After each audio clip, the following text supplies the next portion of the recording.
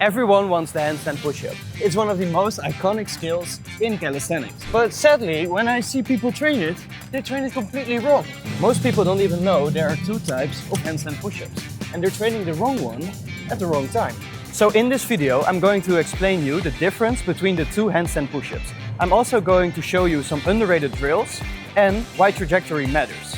And most importantly, how are we going to program this? So let's start with the two different types. The first one is going straight down. It looks like this. And then we have the second one, the more diagonal one. This one, in my opinion, looks way more impressive. The key difference in these two is the range of motion. In one, the one where you go straight down, you are a little bit in a wider hand position. So instead of doing it like this, you have to go a little bit wider, which makes it that you have less range of motion. And less range of motion is always easier. I can do, for example, 45 handstand push-ups like this in a row. But if I go more diagonal, it's so much harder because of the more range of motion and the different angle on the joints and the shoulders and the muscles, that I can only do about 30. And that's a big difference. And both are completely valid, but you train them differently for different goals. Also, if you want to use a wall, for example, the one straight down, I recommend doing it with the back towards the wall. And then you do your push-ups. Then the one where you go more diagonal, you want to do that belly towards the wall because you need the range of motion. So, one leg high up, walk a little bit towards the wall. When you're standing, get your feet flat and go diagonal. And before I start talking about why and when you should use which variation, I want to talk about the two most important exercises. The first exercise will be the bottom hold.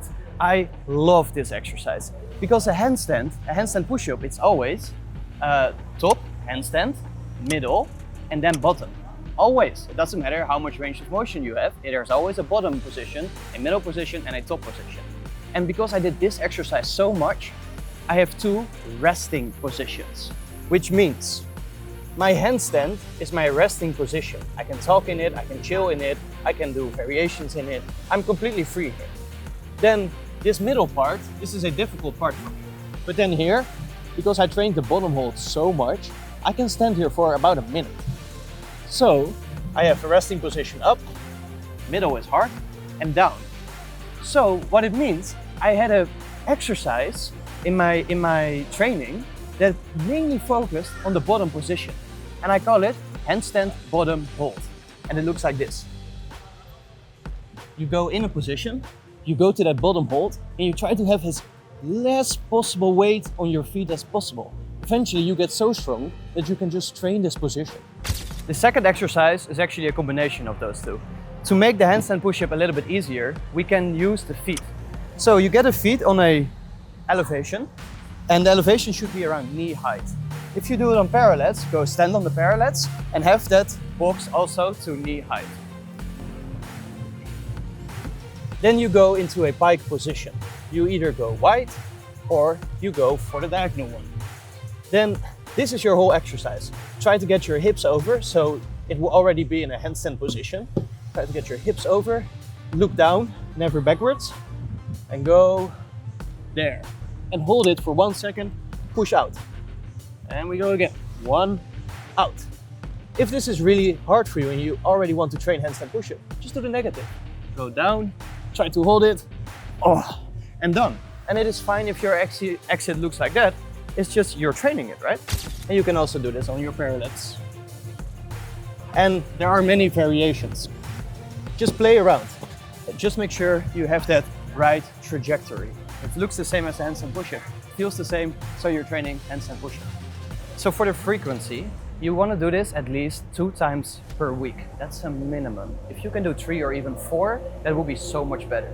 Never train till failure. It is really important to keep 1 or 2 reps in reserve. This is called strength training. Each session, you want to do volume work, but also with the right intention. So to get your volume in, do an easier variation, which can be pike push-ups or maybe negative back to wall handstand push-ups. Get the less range of motion variant first to build up that strength. And you also want to do the bottom hold. I think it's the most underrated exercise. Get strong in that bottom position. It is huge. But now, when do you train the more range of motion variant? Well, it's pretty simple. The more range of motion variant is when you are done with the previous one. It's like a progression further. And the handstand push-up doesn't end with doing more handstand push-ups. There are variations to it which are way heavier. For example, the 90-degree handstand push-up. Now you can maybe train for the 90-degree handstand push-up. This is a little bonus for in the video. So you see, this is the more range of motion variant, right? I go to here. Then the easy variant is to lock in your elbows, go to an elbow lever, and push back up from that position. Bam, 90 degree. But now you can also think about progressions. Go straddle, so it's easier. You go down, all the way, go to there, and push back out. You see, it's basically a cool looking handstand push-up. And that's it for today's video. Thank you guys for watching. Let me know in the comments if you want to see a 90-degree handstand push-up video. And as always, make sure to subscribe and check out my other socials.